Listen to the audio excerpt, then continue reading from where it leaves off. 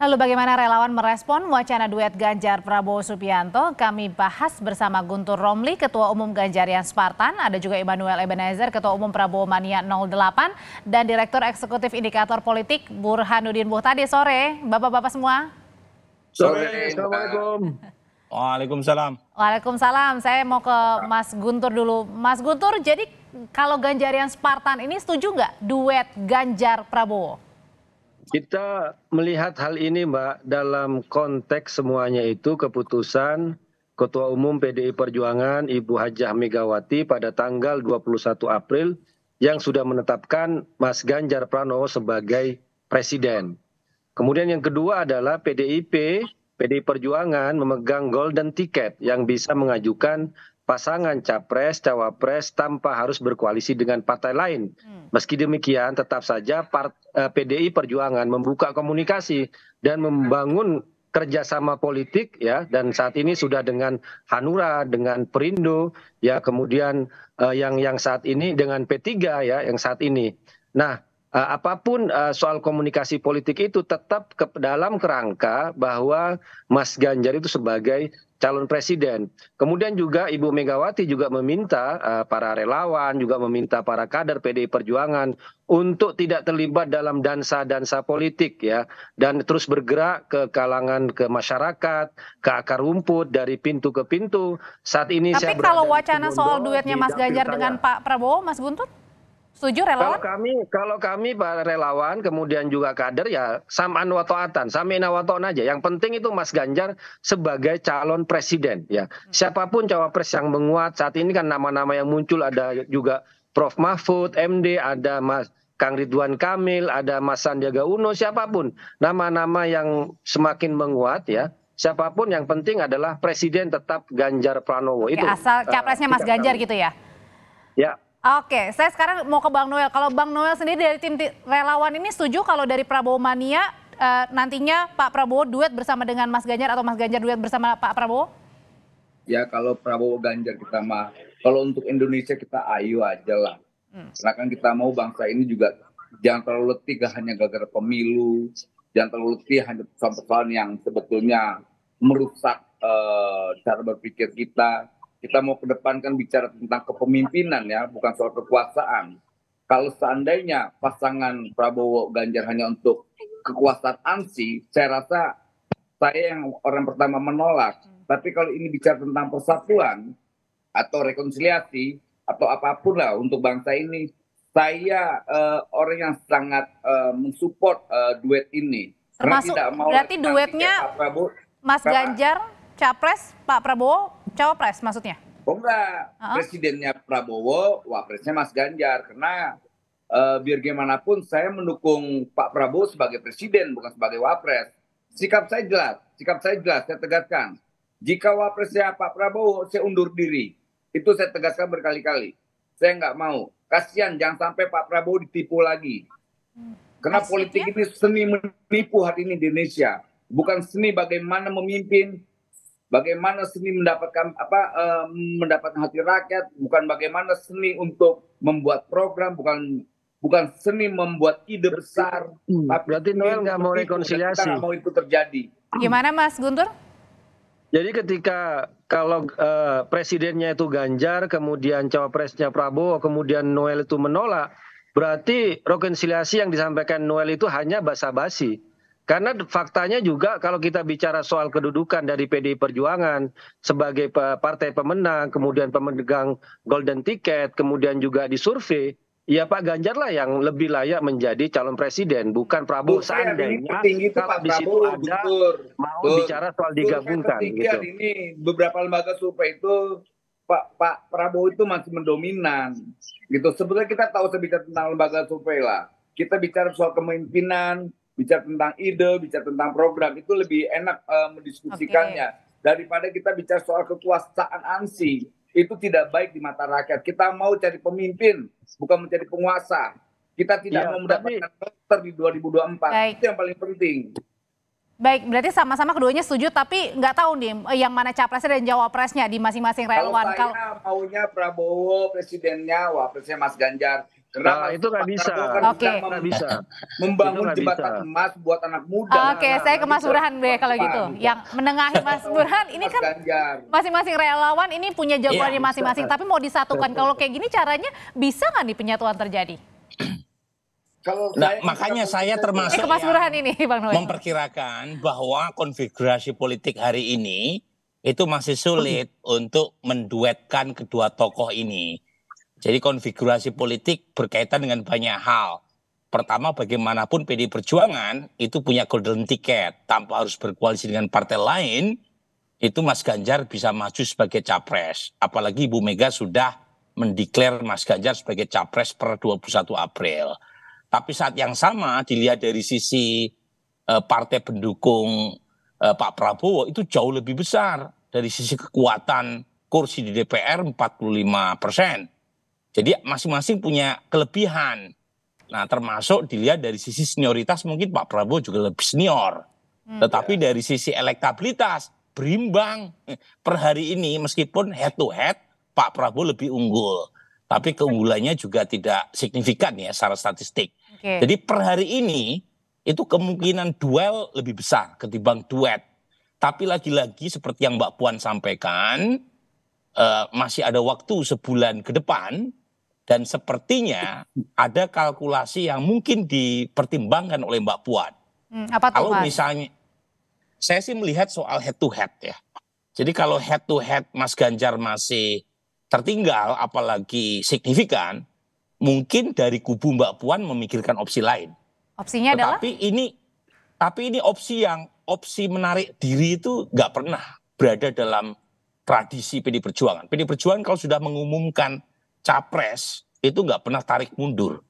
Jadi lagi-lagi ini di internal PDI Perjuangan juga saya lihat ya elitnya belum cukup satu suara berkaitan dengan isu ini. Nah yang kedua itu berkaitan dengan Anies. Anies ini naik nggak nih elektabilitasnya setelah menggandeng Caimin? Kalau misalnya naik dan kenaikannya itu mengganggu elektabilitas peringkat pertama dan kedua dan mengancam menciptakan kejutan untuk masuk putaran kedua, ide untuk menjodohkan Mas Ganjar, Pak Prabowo, siapapun ya, apakah Pak Prabowo yang nomor 1 atau Pak Prabowo yang nomor 2 atau sebaliknya dengan Mas Ganjar. Tapi kalau Anies naik elektabilitasnya jelang pendaftaran, mungkin ada ide-ide membangun gentleman agreement ya antara kubu Pak Prabowo dengan Mas Ganjar. Kenapa harus menunggu Mas Anies nih elektabilitasnya naik atau? Nah per hari ini kan Mas Anies belum mengancam. Jadi per hari ini Mas Anies masih tertinggal, tercecer di peringkat ketiga. Dan saat yang sama Mas Ganjar dan Pak Prabowo masih punya peluang untuk menang. Makanya tadi saya sebut per hari ini konfigurasi politiknya masih 3 poros.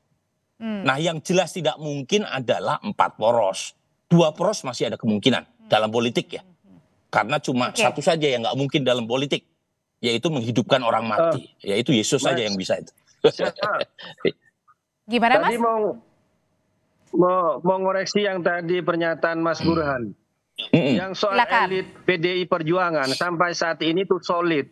Tetap mencapreskan Mas Ganjar Pranowo. Ketika Mbak Puan, Mas Aryo Bimo bicara soal komunikasi politik baik dengan partai apapun atau Prabowo, itu dalam konteks tetap dalam amanat keputusan Ketua Umum PDI Perjuangan Ibu Megawati bahwa Mas Ganjarlah sebagai capres. Mereka tidak pernah memikirkan untuk mundur menjadi cawapres. Jadi elit PDI Perjuangan itu sampai sekarang tetap kekeh, tetap kuat bahwa capresnya adalah Ganjar Pranowo. Nah ketika bicara soal cawapres memang semua terbuka, ada nama-nama yang ditawarkan, nama yang menguat misalnya Prof Mahfud MD. Kemudian kalau saya dianggap dikatakan diminta secara pribadi untuk menilai cawapres yang sekarang Prof Mahfud MD, kemudian misalnya Mas Ridwan Kamil, kemudian Mas Sandiaga Uno atau Pak Prabowo, saya tentu saja lebih memilih kepada Prof Mahfud MD atau Kang Ridwan Kamil ya. Pak Prabowo menurut saya sudah tereliminasi ketika kita bicara soal kualitas personal dan bisa tapi jadi. Tapi kan kemarin Mbak Puan juga terbuka kalau misalnya misalnya ada pertemuan antara Bu Mega dengan Pak Prabowo. Psikologis itu. Mas Guntur. Ya Pak pertemuan itu biasa saja, Mbak. Seperti misalnya PDI Perjuangan bertemu dengan Golkar sebelum ini, juga dengan Demokrat, kemudian dengan partai lain. Tapi dan komposisinya kan tetap bahwa Ganjar Pranowo itu sudah ditetapkan oleh Ketua Umum PDI Perjuangan Ibu Haja Megawati sebagai calon presiden, dan PDI Perjuangan tidak punya tradisi untuk mundur atau menarik diri dari yang sudah diumumkan. Itu yang ingin saya tegaskan. Dan elit PDI Perjuangan solid ya untuk keputusan mengamankan dari keputusan Ibu Ketua Umum Megawati Soekarno Putri. Dan kalaupun bertemu dengan antara Bu Mega dengan Pak Prabowo, itu artinya tertutup juga kemungkinan misalnya menduetkan Mas Ganjar dengan Pak Prabowo gitu maksudnya, Mas Guntur? Bisa jadi, tapi ya Mas Ganjar tetap sebagai presiden, sebagai calon presiden, bukan sebagai orang nomor 2 seperti yang dihalukan oleh kubunya Pak Prabowo seperti Noel dan kawan-kawan, atau yang ditakutkan oleh kubunya Mas Anies ya. Ini kan soal cawapresnya Mas Ganjar di cawapresnya Pak Prabowo, ini kan ketakutan juga dari kubunya Prabowo ketika deklarasi Anies dengan Caimin itu mampu merebut pendukung Prabowo khususnya di Jawa Timur. Di survei PRC terakhir, kubu Prabowo itu turun 8%, dari 40% jadi 30%, 32% di Jawa Timur, karena berhasil direbut oleh kubunya Anies sama Caimin. Apakah benar Bang Noel ada ketakutan seperti itu? Menarik Ganjar, menarik Gibran sebagai untuk mendongkrak popularitas. Kita nggak punya ketakutan apapun, karena Pak Prabowo selalu meyakinkan kita sebagai pendukungnya dalam kontestasi demokrasi ini, kita berharap sesuatu yang terbaik. Pak Prabowo itu bicara tentang kepemimpinan, siapapun pemimpinnya, mau Mas Ganjar, mau Mas Anies, beliau sosok yang bicara tentang kepemimpinan, jadi tidak bicara tentang kekuasaan. Makanya ya wajar lah kan Guntur Romli ini kan newcomer di PDIP. Ingat, Mas Ganjar itu hanya mandat politik, bukan mandat dari Tuhan. Artinya kemungkinan untuk ada perubahan itu pasti ada. Dan saya punya keyakinan dengan teori politik itu adalah kemungkinan. Anda juga kemungkinan bisa menjadi capres, kemungkinan menjadi cawapres itu selalu ada. Jadi jangan terlalu kaku seakan-akan mandat atau keputusan Bu Megawati adalah sudah menjadi mandat Tuhan yang nggak bisa dirubah. Itu nggak mungkin. Ini politik, Bung. Harus paham, jangan terlalu kaku cara berpikirnya. Kalau kayak perdebatan seperti ini, Mas Burhan, mungkin artinya kecil dong kemungkinan kalau menduetkan wacana itu akan terrealisasi terjadi nih. Ya per hari ini masih sulit, meskipun bukan berarti tidak mungkin ya. Dalam politik tidak ada kata mustahil. Apalagi dalam konteks Indonesia, di mana diferensiasi ideologis dan perilaku elit dalam pembentukan koalisi itu sangat promiskuous. Jadi nyaris tidak ada sesuatu yang dilanggar ya, yang memungkinkan pembentukan koalisi terjadi. Tapi lagi-lagi pertanyaannya dalam kondisi seperti apa? Ya, kemungkinan munculnya ide menjodohkan itu terbuka peluangnya. Tadi saya sebut 2 tadi. Jadi kalau misalnya hitung-hitungan kalkulasi elektoral ternyata dianggap bahwa salah satu calon baik Pak Prabowo atau Mas Ganjar peluang menangnya menipis, ya kemungkinan terbuka opsi itu. Tetapi kalau masing-masing punya peluang untuk maju menang, tetap ya, dua-duanya akan maju. Nah mungkin begini. Kalau kita lihat argumen beberapa elit PDI Perjuangan, meskipun semuanya sangat tergantung sama Ibu Mega ya, karena yang punya hak prerogatif dalam Kongres adalah Ibu Mega, bukan anaknya atau bukan elit PDI Perjuangan yang lain. Tapi kalau kita lihat argumen mengapa opsi menjodohkan itu salah satu yang dipikirkan mereka, itu adalah satu argumen elektoral. Yang kedua adalah argumen teknis. Jadi kalau 2 poros itu hampir pasti kubu pro keberlanjutan yang menang, sehingga tidak ada polarisasi politik. Sehingga secara teknis anggaran lebih murah. Meskipun ancamannya 2. 1, polarisasi politik makin menajam karena head to head. Yang kedua, mengurangi pluralisme politik. Kan ini kan maunya elit sebenarnya. Tapi kalau ditanya kepada publik tuh maunya 3 pasang. Jadi itu akan mengurangi pluralisme politik. Apalagi Audrey, kita udah punya presidensial threshold yang sangat tinggi. Itu adalah pagar yang membatasi kontestasi politik yang menjadi indikator kesehatan demokrasi. Kalau kemudian elit memaksa publik hanya menjadi 2, berarti makin sedikit peluang buat warga memilih sesuai dengan preferensi mereka. Nah, ini plus minusnya. Tapi kalau misalnya mau mewujudkan wacana duet ini, adakah juga peran Pak Jokowi yang besar untuk menduetkan? Saya justru mendengar awal mula ide menduetkan itu datang dari istana, yaitu akhir 2022 ketika Pak Prabowo elektabilitasnya merosot ke peringkat ketiga, Anies meroket dan mengancam elektabilitas Ganjar. Nah, itu awal mula. Tetapi kan belakangan Pak Prabowo meningkat elektabilitasnya dan peluangnya tidak lebih kecil ya dibanding calon lain untuk menang. Nah, ini yang mempersulit karena kalau misalnya masing-masing punya potensi menang, siapa yang mau mengalah sebagai cawapres? Ini kan debat yang tadi kita dengar dari Bung Guntur maupun Bung Noel.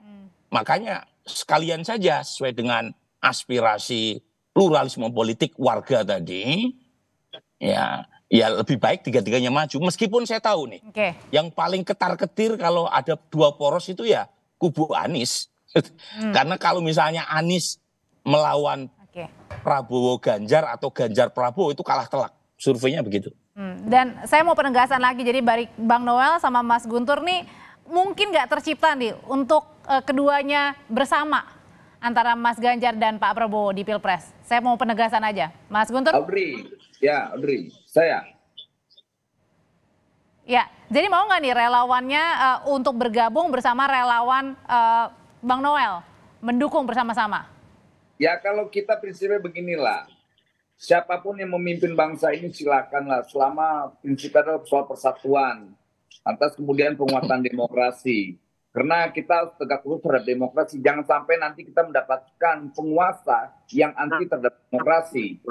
Karena apapun selalu yang disampaikan Pak Prabowo adalah kepemimpinan, bukan soal kekuasaan. Jadi kita berharap nanti semoga itu terjadi, ada yang namanya demokrasi memang berbasisnya adalah persatuan. Kalau seandainya terjadi Pak Prabowo presiden lantas Mas Ganjar sebagai sosok perwakilan anak muda sebagai wapres, saya rasa itu bagus sekali. Oke, Mas Guntur. Ya, itu semua yang disampaikan Noel itu kan basa-basi, soal rekonsiliasi, soal Nggak basa-basinya yang mana? Persatuan soal pimpinan. Karena buktinya ketika disodorkan Prabowo sebagai cawapresnya Ganjar, dia menolak. Berarti itu kan basa-basi kan?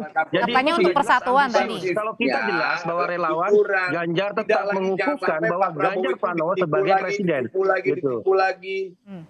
Udahlah, saya yakin sekali Pak Prabowo ini seorang kesatria, dia jujur. Dia mau memimpin bangsa ini, bahkan pernyataan berkali-kali, sebelum saya mati, sebelum saya tutup usia, saya mau lihat bangsa ini sejahtera. Itu sikap tegas Pak Prabowo. Dia sampaikan ke semua publik. Nah itulah pemimpin. Jangan orientasi kekuasaan, muak kita dengan penguasa. Kita nggak mau nemuin monster di 2024 nanti. Kita butuh pemimpin yang bisa menjadi harapan, menjadi hope kita bersama. Oke, wacana duet ini masih belum tahu apakah akan terwujud atau enggak. Terima kasih untuk ulasannya Mas Burhan, terima kasih Bang Noel, Mas Guntur, saya selalu. Semuanya, Bung Guntur, Bung Noel. Terima kasih. Sehat selalu. Terima kasih.